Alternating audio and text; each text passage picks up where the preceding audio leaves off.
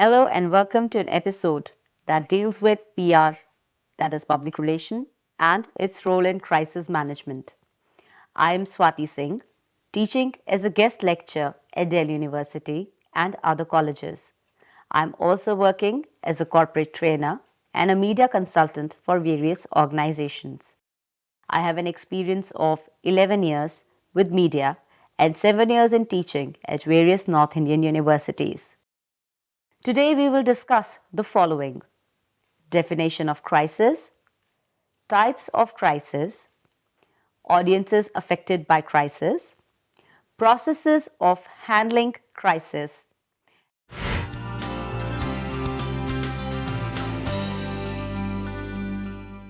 We would like to acknowledge that organization life is as complicated as any individual's. In today's world, the organization exists in a volatile environment. Any changes in technology, trends, and policies, emergencies could lead to issues. Also, natural calamities, employee outbursts, accidents are part of life for any and every industrial body. Therefore, crisis is a way of life and has to be accepted as an ever existing and ever happening. Crises here are the problems which could be caused by unexpected situations that can arise in an organization due to an accident, a mishap, or adverse circumstances. We have to understand the two basic questions, which are what all should be avoided during the crisis and measures to be taken to handle the crisis.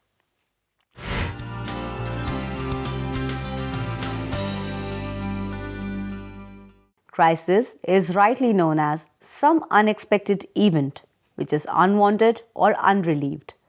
At times, there are major problems which are faced by an organization, individuals, and government in the wake of crisis. It is but natural to have crisis in life of an individual, organization, country, etc. Since there are many a times when unforeseen circumstances occur, crisis management is a way of handling those problems right from their very root. A planned process provides a clear solution, which is discussed in this episode.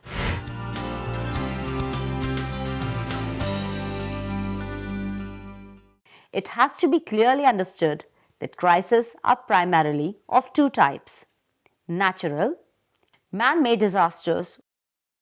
They are dangerous for the survival, reputation, or image of an individual, organization, or country. Natural calamities or accidents, whether it's an earthquake, floods, hijacks, strikes, war, invasion, etc., all have the ability to disturb human life. There is an urgency to solve the issue in order to restore peace and calm. Crisis hinders the day to day working of an organization, individual, or country.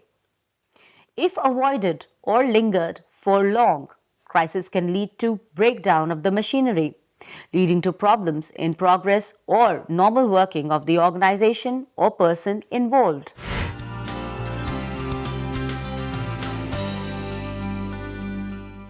Crises are of the following category: perceived crisis.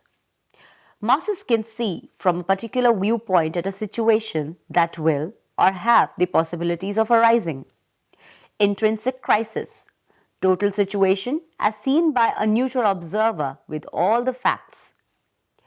Immature crisis, it's instant and irrational crisis, which is defined by denial, shock, and panic. Masses affected by crisis are generally those people who are connected to the concerned organization, person, or country. They can be ministers, voters, international allies, lawyers, public consumers, pressure groups, media, and others. Now, let us understand the various areas or situations which could witness crisis. Crisis could be on various facets, namely environment, government, corporate image, safety, health, security, economic, social, political issues, etc. A public relation officer is expected to have an understanding of the environment and great presence of mind in order to handle crisis. As far as a corporate is concerned, the crisis would come in shape of operational viability, reputation, credibility, financial stability, legal action, strike, a walkout, recession, inflation, etc.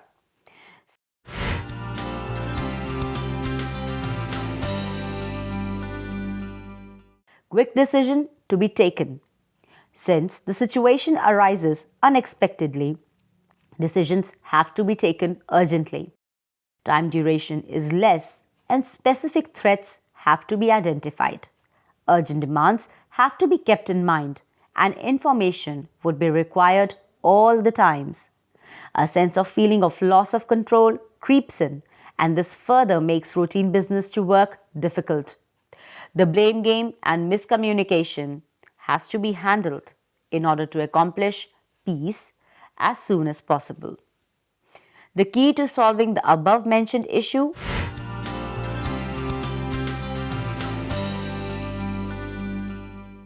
the measure adopted for prevention would be a continuous scanning of the environment, collaboration with various organizations, which would help in pacifying the problem.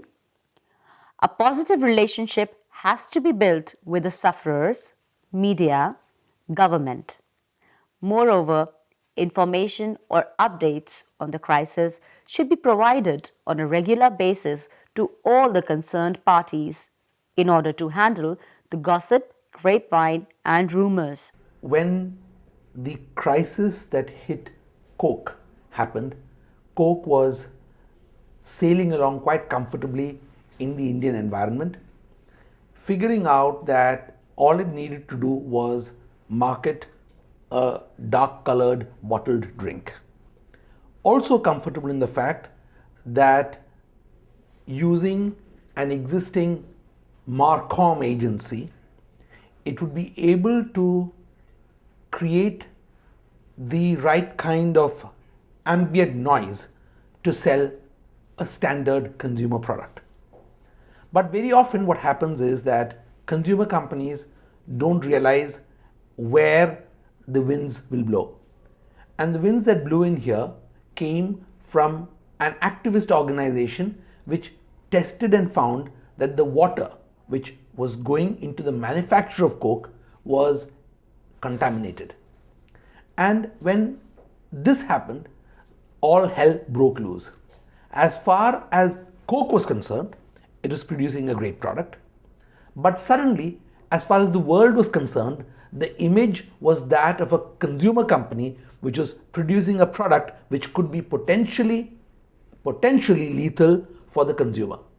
So, as a result, you had a situation where the image of the company and its product was tarnished by what seemed like an authentic, what seemed like a scientific, and what seemed like a totally unbiased report which only had the consumer's interest in heart. This is what very often happens with consumer companies. They think that they're selling a product, they think the product is great, and the only battle that seems to remain is the battle for market share. But when ill winds blow of this kind, you can get struck and the brand is affected, sales then plummet, and the company is then buffeted by the winds that they don't expect will turn up. This is what happened to Coke. This happened. They recognized that the agency they had on board, which is obviously not perfect relations, was not adequate to the challenge. And they also realized that unless an agency like perfect relations was going to manage the crisis would only grow, and that the entire existence of the company's product would become the subject of both judicial scrutiny as well as police investigations, but most importantly of consumer anger rather than just consumer acceptance. So when anger replaces acceptance, you are talking of danger to the brand. So, what did perfect relations do? Clearly, the first problem was to ensure that the potential legal ramifications of what Coke had produced were out of the way. So, the first thing we had to do is ensure that the product was tested independently, not just domestically, but also globally, to ensure that you could establish that what went into the manufacture of Coke, i.e., water as one of the main ingredients, was not only absolutely uh, and perfectly clean, but also conformed to all the global requirements of raw materials that go into product of a consumer product, to the producer of a consumer product. This was one. So you had to make sure that the company's lawyers, the company's external scientists, and the company's internal quality control people were put in front of the legal authorities to make sure that legally nothing was going to be pursued. So once that, and that is not a simple matter, it required understanding the local environmental situation, it required understanding what the regulations and rules were. It also required getting the company's CEO and others involved in conversations with people who were directly responsible for enforcing the nature of regulation. So this was stage one. Time taken between 2 to 3 weeks. But in the meantime, in the court of public opinion, Coke was losing. So you also had to move very quickly. So on a parallel path, you also ensured that Coke was able to come out and extract scientific evidence to say that its product was well within the prescribed limits and in fact cleaner than most other products that were comparably available in the marketplace. So this was stage two. But stage 2 and stage 1 had to happen simultaneously. The other requirement for an agency during this period is the ability to have multiple teams who can be thrown at the problem, the ability to have lists of people who are relevant to the problem, and also the ability to have the confidence to lead a board of a company as big and as well established as Coke through this process. And the fourth ability, the ability to understand that global methods of tackling this are not locally acceptable or applicable. So you also had to have a team, as it were, on the side managing Coke's global team to ensure that everybody was doing what was needed in conformity with not only local regulations but also not doing anything which would affect Coke's value or the share price of Coke on the global markets. So there were several things that were happening at several levels. In addition to solving the problem of content and quality of water, there was also the need to reassure the public that what was being drunk in the form of the brand, that was Coke, the brand, was without doubt still the best brand in the country. So you had to ensure that the consumer felt that this was a company which was responsive and responsible.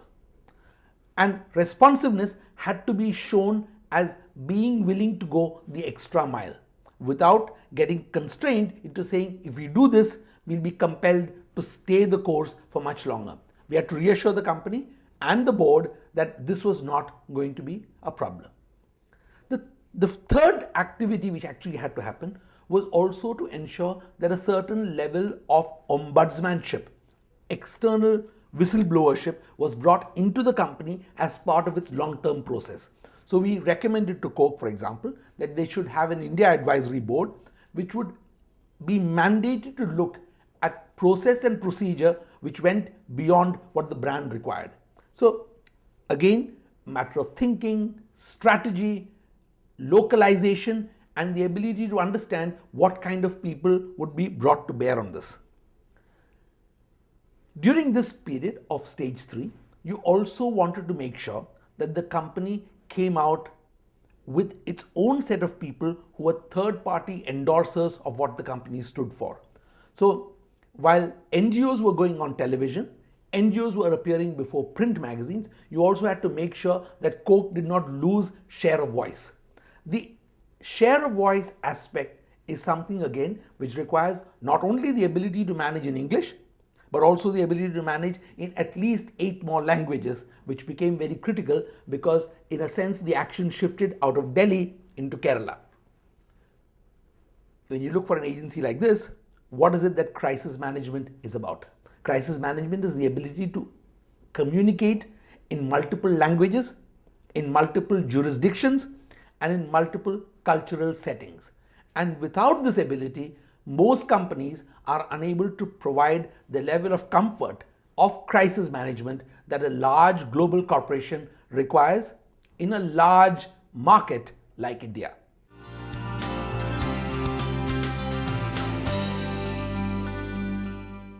In order to sail out of the crisis, a public relation officer needs to ensure that there is planning, resourcing, monitoring, and controlling. In this phase, roles and responsibilities are defined. A crisis management team is set up.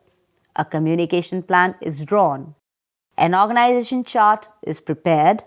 Also, trainings are conducted where the team is given a training to handle the situation in a manner that is effective. Tests, reviews, and practice sessions are arranged to handle the situation at hand.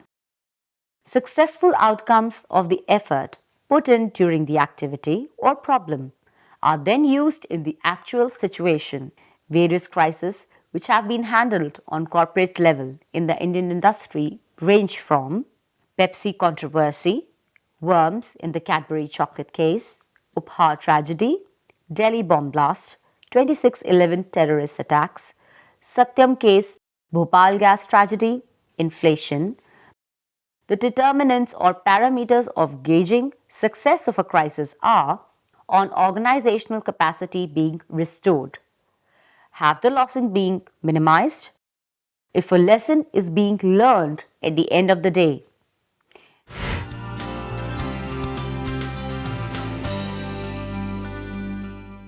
While working with media, a public relation officer keeps in mind that the situation should be dealt with accuracy and simplicity. Statistics are given out regularly, transparently, and explained with context and reference. Comments from the management and the concerned persons should be given out from time to time. The spokesperson should be available for updates. He is meant to be patient, well equipped with information, articulate, trustworthy, and committed to the process. At times, proper information given out can have great impact on media and masses. For many a times, wrong information, half-baked information, negative propaganda, or less information leads to bad publicity.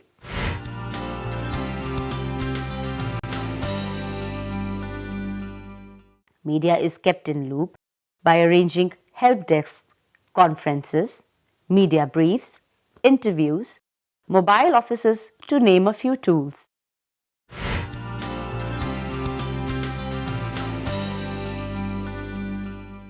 Risk assessment is done, wherein the following steps are taken to handle the problem. Risk is rightly identified, where the whole situation is looked into with respect to the governing circumstances. Estimation of the consequences which would follow the crisis in question. Evaluation would take place after the firefighting has happened. The sole purpose of evaluation is to understand that if the feedback is able to process and take care of the situation as desired, this particular activity is taken care of with the help of disaster management techniques. In fact, certain companies have drills where they prepare for the worst case scenario. It is important to note that every organization would have different type of disaster management techniques, primarily depending upon the nature of their work. No two disaster management activities would be the same.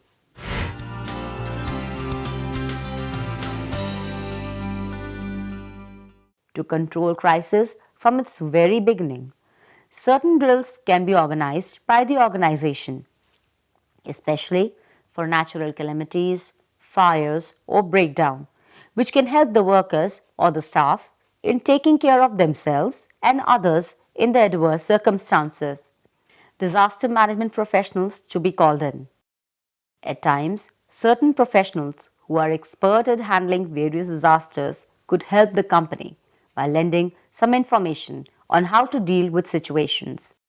Generally, this can be an activity which could be much appreciated by the staff and the employees.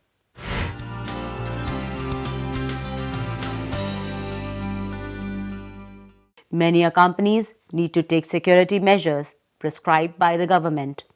Working on industry standards and following certain security guidelines can help us handle the problem from the very starting. It is well said, a stitch in time saves nine. For example, fire engines, fire extinguishers, emergency exits are answers to solving some of the basic requirements to prevent fire, crisis, etc. Opar tragedy is a great learning for us, where many people got badly injured and a few died due to the stampede and non availability of exits, which are supposed to be there and is a mandatory prerequisite in cinema halls. Such incidents are reminders to the organizations of keeping their own system and infrastructure in check for any crisis occurring at any time.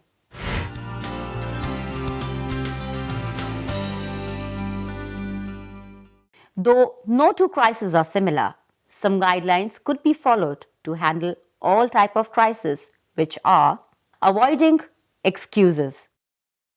Many a time, companies fall prey to the blame game, which should be avoided. Any kind of blame game can cause mistrust in the mind of the employees or the customers. The right policy here would be, rather than giving a disclaimer, take the claim of the situation and lead to active measures in solving the same.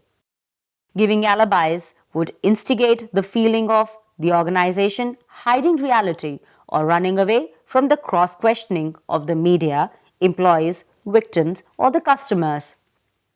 Especially when it comes to handling the media, clear fact and figures should be released to the concerned people. It has to be acknowledged that media is not dependent on the information provided by the organization. Rather, it has many other sources to cross examine or cross check the crisis in question. Therefore, any kind of fumbling or concealing facts would be creating mistrust in the mind of people and inherently causing a huge image damage. Maintaining credibility. Credibility is an important factor in building a positive image of an organization. Making false remarks or comments, when once caught, have a long lasting negative impact on the mind of the masses.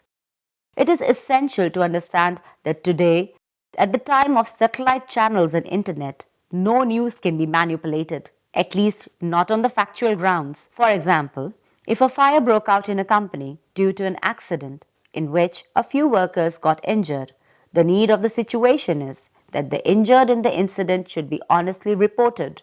For if the media comes to gather data from somewhere else along with pictorial evidence of the injured, the company is inviting nothing more than trouble.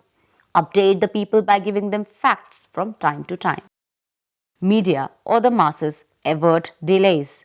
It is understandable that any person or organization would take some time to come up with crisis and gather data on the same. But the people concerned would be anxious to get the information as soon as possible. Also, since constant developments take place on the subject, positive or negative, no predictions can be done of the aftermath. Therefore, an update is both desirable and respected if backed up with facts and given out on the correct time. Now, we shall be looking at the way in which crisis should be dealt with. Various steps to be taken to deal with a crisis are: a high alert should be declared, and the organization in question should at the same time take charge of the entire situation. Also, an FIR should be lodged immediately, which should talk about the nature of emergency. How did it occur? What happened? And how did it happen? Number of casualties, if any, injured being taken to the hospital, given first aid, all needs to be reported. Have the families of the victims been informed of the tragedy which took place? Provide a timeline, as in when all facts about the incident are likely to be available for the masses and the media. Understand that the spokesperson has to be deployed to answer the question of media and people, families of the injured, etc. This person should be an insider who should be a good communicator. The spokesperson should be updated with the facts and information on the disaster in discussion. A hotline should be set up. This activity should be clearly announced at the outset of the disaster. A hotline helps for any public inquiries. This measure would provide confidence and support to the masses at large. A press cell should be created where media should be given an update on the event. It's a confidence building measure as well as a face saving exercise. Meeting the families of the injured and meeting patients at the hospital by the top management is a very crucial step in harnessing good relations and generating positive response towards the organization. Announcing compensations is another way of ensuring that the families are assured on no loss. Government has taken up this measure many a times for various crises, that is, for train accidents, riots, natural calamities, to name a few, have been compensated by the government time and again. After the crises are over, the situation should be reviewed and there should be an understanding of the actual reasons which led to this situation. Precautionary measures should be charted out and brainstorming sessions should be done on creating policies and measures which would handle such a situation. Well, for the next time it arises.